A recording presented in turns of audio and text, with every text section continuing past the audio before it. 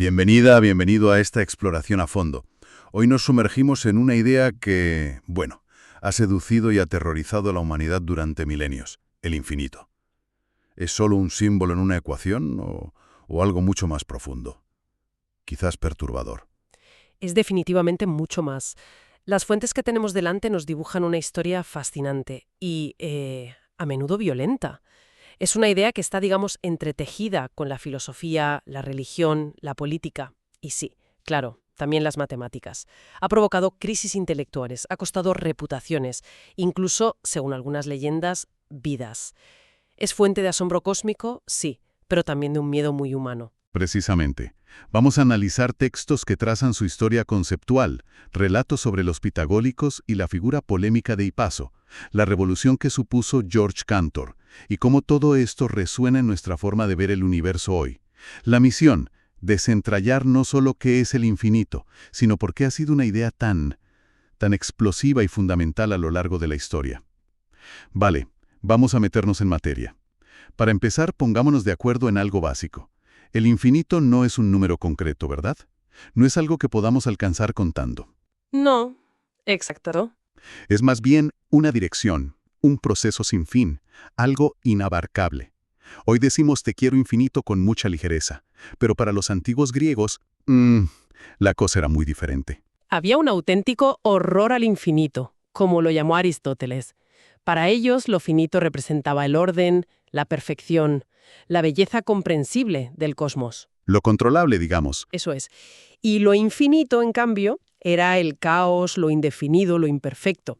Ese concepto del apeirón, lo ilimitado, que algunos filósofos presocráticos postularon como origen de todo, bueno, generaba más inquietud que fascinación. Hacían una distinción clave, ¿eh? Una cosa es el infinito potencial. Siempre puedes añadir uno más, el proceso no acaba, y otra muy distinta, el infinito actual. Actual. Sí, pensar en un conjunto infinito como una totalidad completa.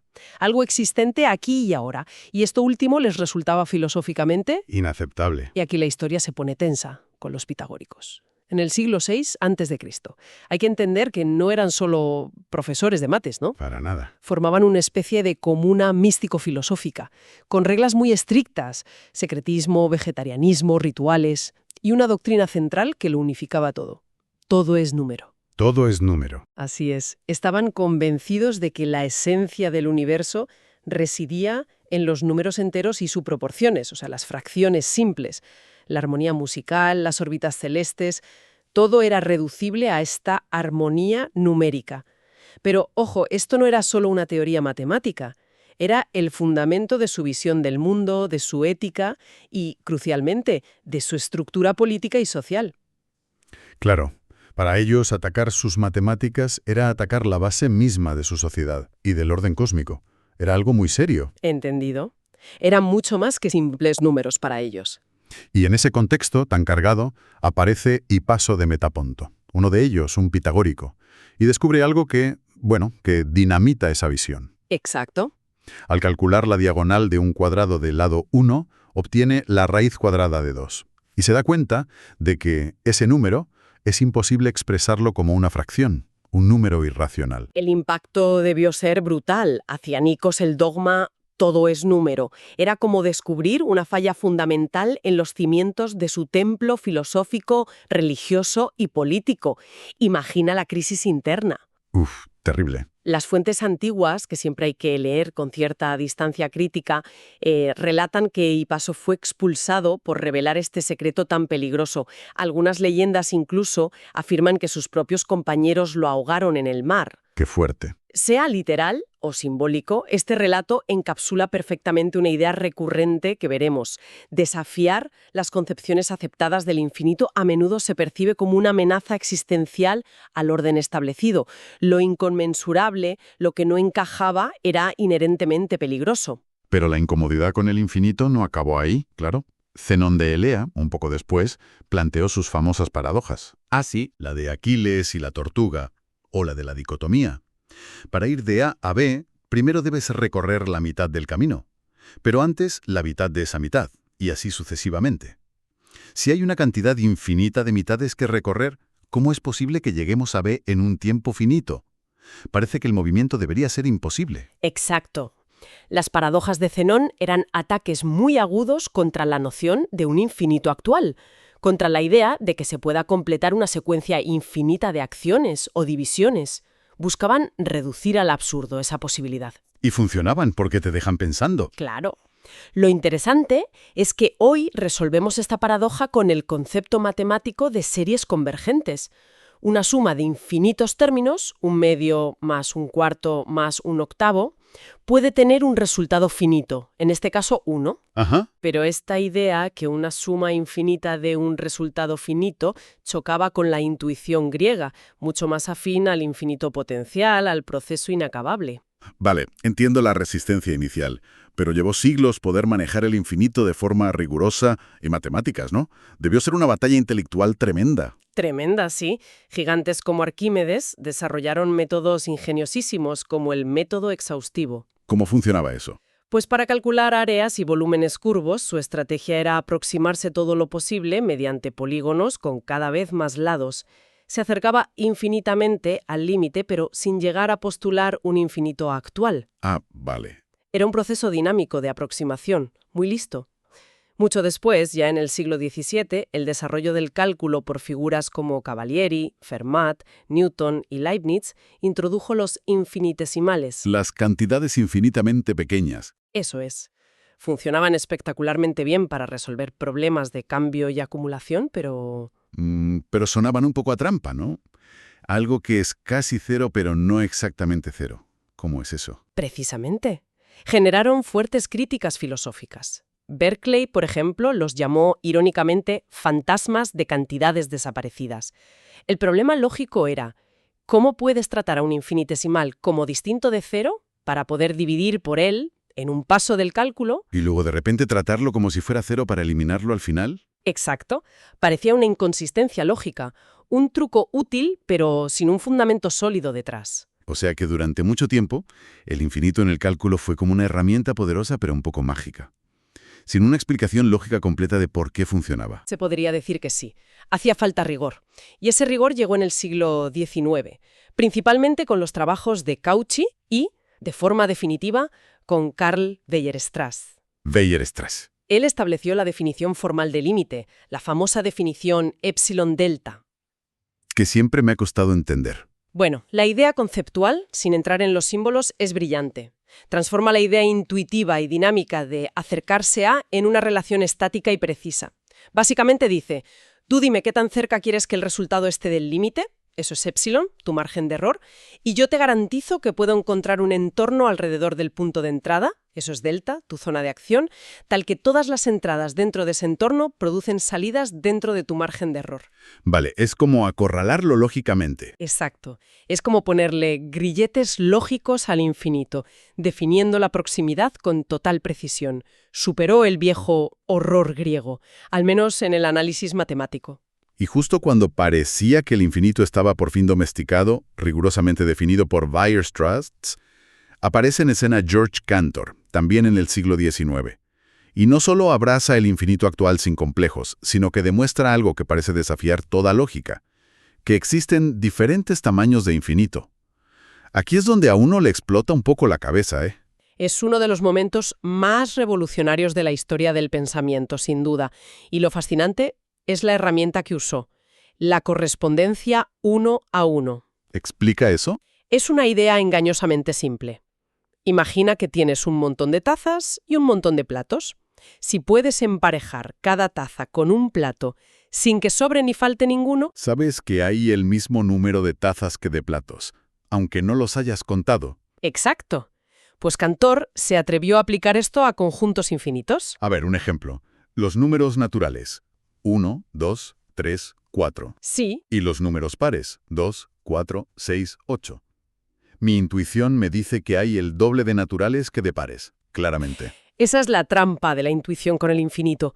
Cantor demostró que son infinitos del mismo tamaño. ¿Cómo? Puedes empelajarlos perfectamente. Al 1 le corresponde el 2, al 2 el 4, al 3 el 6. A cada natural n le corresponde el par 2n.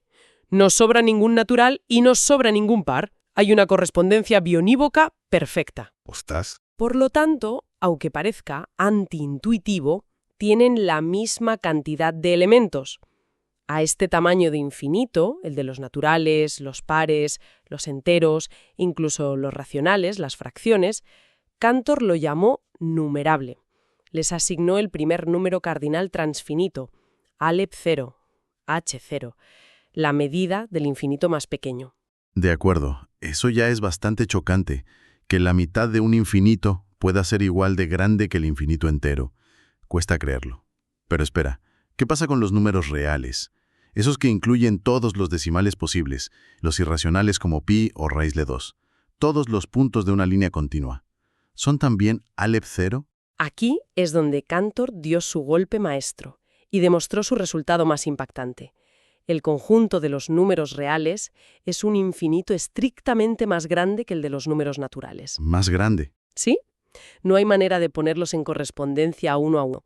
Es una infinitud de un orden superior. Pero, ¿cómo demuestras que algo así es imposible? Especialmente tratando con infinitos. Suena a querer agarrar humo. Con una de las demostraciones más elegantes de las matemáticas, el argumento diagonal. Es una prueba por contradicción. A ver. Cantor dice, supongamos que sí puedes hacer una lista infinita que empareje cada número real con un número natural único, entre 0 y 1. Basta con mirar ese intervalo. Tendrías tu lista. 1 asociado a 0, algo, 2 asociado a 0, otra cosa, 3 asociado a 0, etc. Vale, una lista infinita. Ahora Cantor construye un nuevo número real que por definición no puede estar en esa lista. ¿Cómo? Toma el primer decimal del primer número de la lista y elige un decimal diferente para su nuevo número. Toma el segundo decimal del segundo número de la lista y elige uno diferente.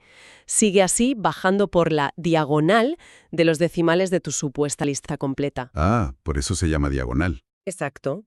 El número resultante es real, está entre 0 y 1, pero difiere de cada número de la lista en al menos una posición decimal.